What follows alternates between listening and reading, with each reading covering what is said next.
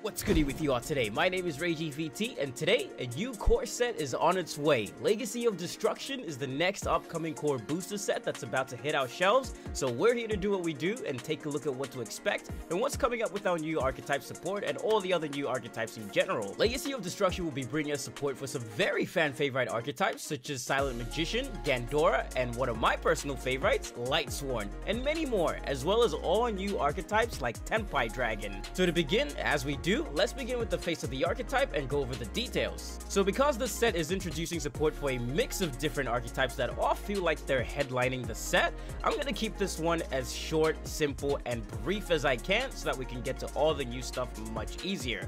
Let's get to it. So up first is Silent Swordsman 0. This is a level 4 light attribute warrior type monster that reads, once per turn during the standby phase, increase this card's level by 1. While this card's level is higher than its original level, it gains attack equal to the difference times 500. When your opponent activates a card or effect that targets Shining Sarcophagus or a monster that mentions it that you control, as a quick effect, you can negate the activation, and if you do, increase this card's level by 1. You can only use this effect of Silent Swordsman 0 once per turn. So the Silent Swordsman archetype, and to an extension the Silent Magician, are part of the whole level archetype and mechanic where you start off with your lower level 3, then climb into your level 5 and end on your level 7 or level 10. So Silent Swordsman 0 is now our new starter and is a retrain of our existing Silent Swordsman. Very simple effect in allowing you to level up during the standby phase. It is also searchable through the new Shining Sarcophagus card, which is where this whole archetype kind of falls under. Very simple, very neat. And continuing on from that, we have Silent Magician 0. This is another level 4 attribute that functions similarly to Swordsman 0. If your opponent draws a card, increase this card's level by the number drawn. While this card's level is higher than its original level, it gains attack equal to the difference times 500. When your opponent activates a spell card or effect while you control Shining Sarcophagus, as a quick effect,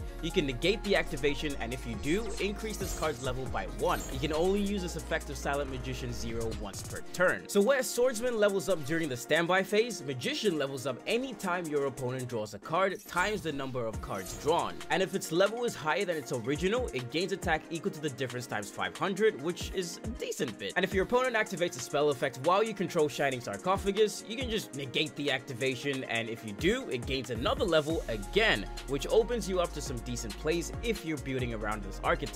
Again, very simple. Coming through is the Gadget Trio. Our Gadget boys are back, and this time they're all together. This is a level 4 Earth attribute machine type with the effect, if this card is normal or special summon, you can add 1 Shining Sarcophagus or 1 spell or trap that mentions it from your deck to your hand. If this card is destroyed by battle or card effect, you can set 1 Stronghold of the Hidden Fortress from your deck. You can only use this effect of Gadget Trio once per turn. So this card, simply put, is a searcher. It searches out our Shining Sarcophagus or any card that mentions it. You can use this to search out any of our previously mentioned level monsters like Magician 0 and Swordsman 0. This will make things open up a little easier for some additional plays. Additionally, if this card is destroyed by battle or card effect, you can just set 1 Stronghold the Hidden Fortress from your deck. Now, Stronghold is a support trap that we'll go over in just a bit, but it supports both this card and everything that mentions Shining Sarcophagus that's under this archetype. And then finally, we have our new big boss of the deck and the face of the set with Gandora G, the Dragon of Destruction. This is a level 8 dark attribute dragon monster with the card effect that reads, gains 300 attack for each banished card. You can only use each of the following effects of Gandora G, the Dragon of Destruction, once per turn. If you control Shining Sarcophagus, you can special summon this card from your hand. You can pay half your life points, destroy as many other cards on the field as possible, and if you do, banish them, then special summon 1 level 7 or lower monster that mentions Shining Sarcophagus from your deck and increase its level by the number of cards destroyed by this effect. Now, Gandora G here, outside of looking absolutely awesome, continues that legacy, there it is, of the previous Gandora dragons in the archetype by being a nuke and a massive board wipe, but additionally, it's much easier to summon because you can just bring it out if you control Shining Sarcophagus, and then you can just special summon a level 7 or lower monster that mentions it after wiping the field while increasing its level by the number of cards destroyed. Gandora has been known for being a pretty decent OTK card, so this legacy is being continued very well. There it is again, oh my gosh. Alright, and that's it for the monsters. Now, let's go through all the back row support. First up, we have the one and only Shining Sarcophagus, the center card and what this whole archetype basically revolves around. This card reads, cannot be destroyed by monster effects. You can only use each of the following effects of Shining Sarcophagus once per turn. During your main phase, you can add one card that mentions Shining Sarcophagus from your deck to your hand, except Shining Sarcophagus. If your opponent special summons a monster from the grave, except during the damage step, you can discard one spell, then target one of those monsters and send it to the grave. So this is a big search card that searches literally any of the cards that we just mentioned, as well as pretty much all the other support spells and traps that I'm about to go over too. Literally anything that mentions Shining Sarcophagus can be searched with this card, which will be very helpful. Additionally, it can't be destroyed by any monster effects, and he has a good reversal effect of just saying no to your opponent's monster that comes back from the grave by discarding a spell from your hand. This card will be very much needed when building and playing this deck. Obviously. Turn Silence is our next card. This is a quick play spell that reads, target one face-up monster you control.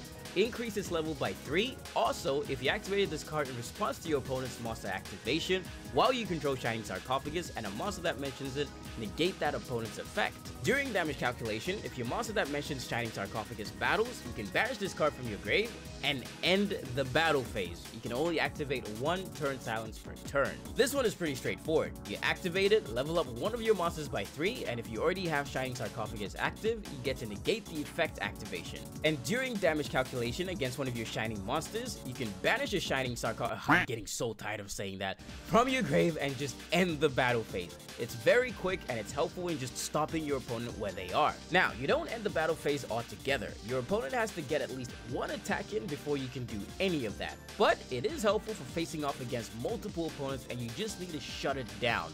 Easy. Alright, then we have Ties That Bind, a normal spell with the most beautiful art that just captures the entire legacy of Yugi Muto in one picture. Anyways, this card reads, if you control a Shining Sarcophagus monster and a monster that mentions it, special summon up to 2 level 4 or lower monsters with different names that mention Shining Sarcophagus from your hand and or deck.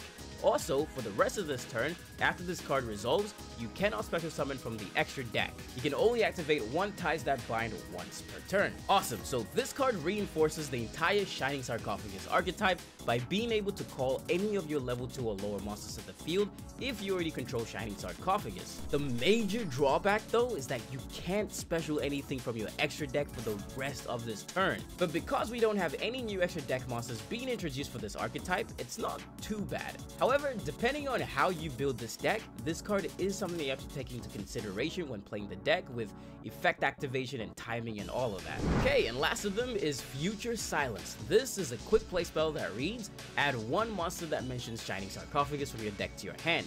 Then, if you activated this card during the battle phase while you control Shining Sarcophagus and a monster that mentions it, each player draws until they have 6 cards in their hand. You can only activate one Future Silence per turn. So it acts as a searcher whenever you control Shining Sarcophagus during the battle phase, and if activated during the battle phase while you control Shining Sarcophagus and a monster that mentions it, which is easy, you both draw until you have 6 cards in hand. Not too bad for gaining back some hand advantage, but you also have to take this into consideration for your opponent too. And finally, with the only trap that we have in here, we have Stronghold the Hidden Fortress. This is a continuous trap that reads, special summon this card as an effect monster with the following stats. It becomes a machine, earth attribute, level 4 with 0 attack and 2000 defense with the following effects. This card is also still treated as a trap. Effect number 1, gains 1000 attack for each Shining Sarcophagus and monster that mentions it that you control. Effect number 2, once per turn when an opponent's monster declares an attack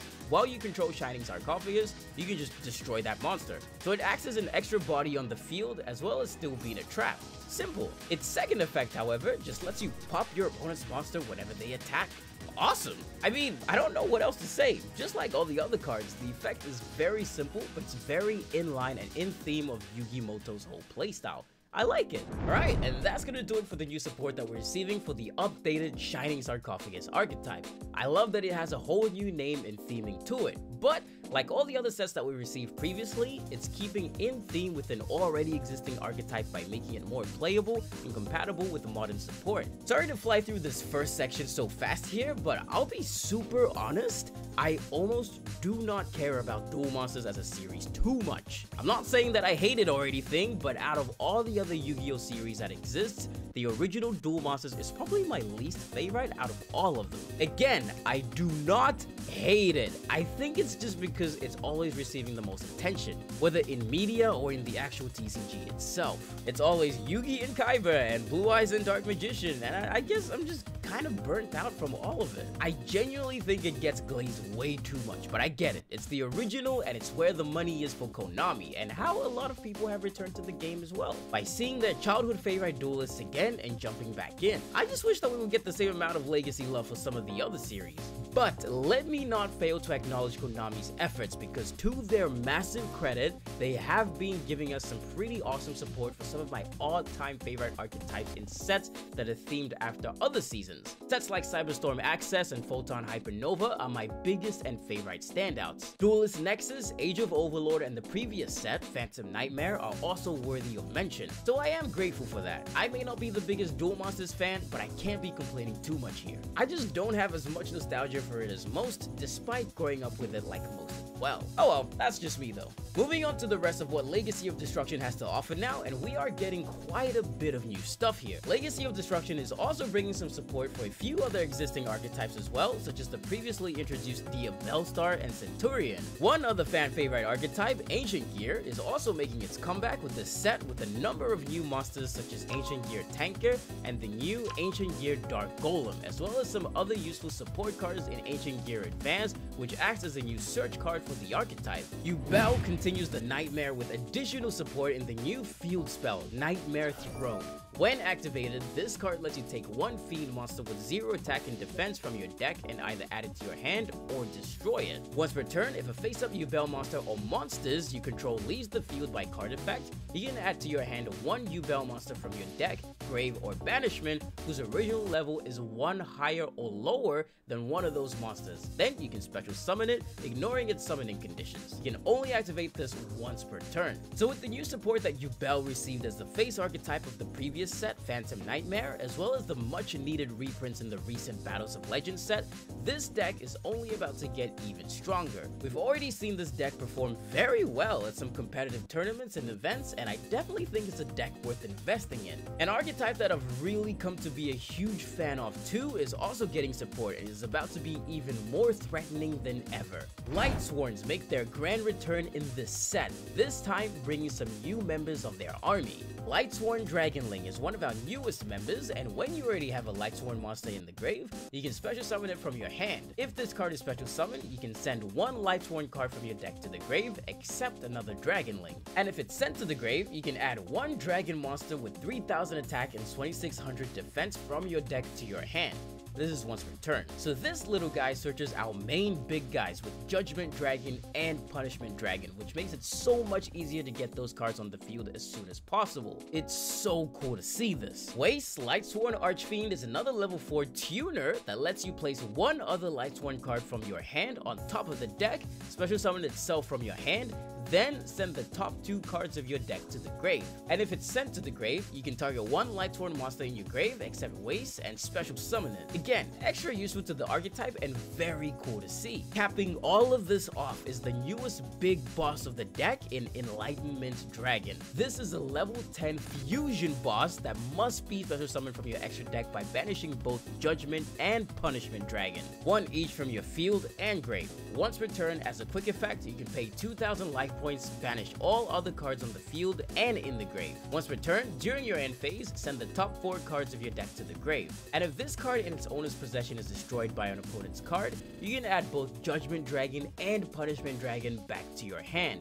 Then you can special summon both of them, ignoring their summoning conditions. This is huge! It can't be overstated just how big this card is for the archetype and how much impact it has. Lightsworn, as I mentioned before, is one of those archetypes that I've really learned to love after years of steering clear from because I just didn't understand it. I even made an entire video in my Archetype Arsenal series detailing this journey. Check it out if you can. It's one of my earlier videos, so do bear with me. Again, very cool to see. The Ashen series of cards that were previously introduced in Phantom Nightmare are now receiving the rest of their full support, and the archetype is finally coming together to be able to stand on its own. Admittedly, I was very excited for this archetype back in Phantom Nightmare, but I found there wasn't much that you could really do with them on release. Now, that's a lot of new archetypes on release, but this one specifically was a special type of letdown for me. I've still gone ahead and picked up the core of this deck because I really want to give it a proper shot, and hopefully we'll get that chance with the new cards being added to the archetype that flesh it out a lot more. And finally, before we wrap up, we have the new Tenpai Dragon archetype, which is making its debut in this set. This is a group of fire attribute dragon monsters. We've only got a few cards for it so far, but it's looking to be a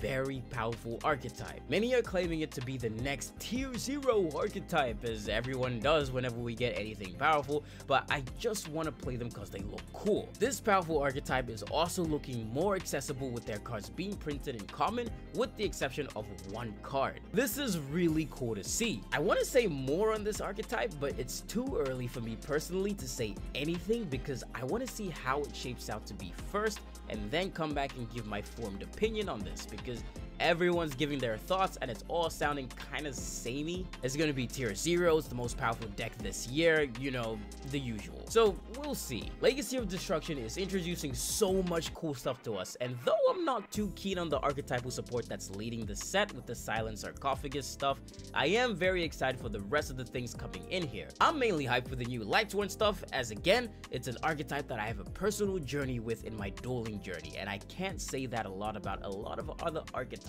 What are you guys most looking forward to? Let me know, and hopefully I can see you guys at release as we go over some of the things in the set in more detail. Legacy of Destruction hits our shelves soon in the coming week, so pick up any and all cards that you need to build what you want. I already have my entire Lightsworn deck ready to go from when I built it back for the video. Just a quick fun fact as well, every single deck and archetype that I've ever covered on my Archetype Arsenal Master Duel series, I've actually built in real life too. It's cool to look back on some of these videos and have something to really remember my memories with. Yeah, a lot of them are really old videos, but I love building the decks that come out of these videos just because, I don't know, it's like, it's just a good memory for me, you know? Anyways guys, let me know what you think of this new set, and I'll see you guys very soon in the duel arena.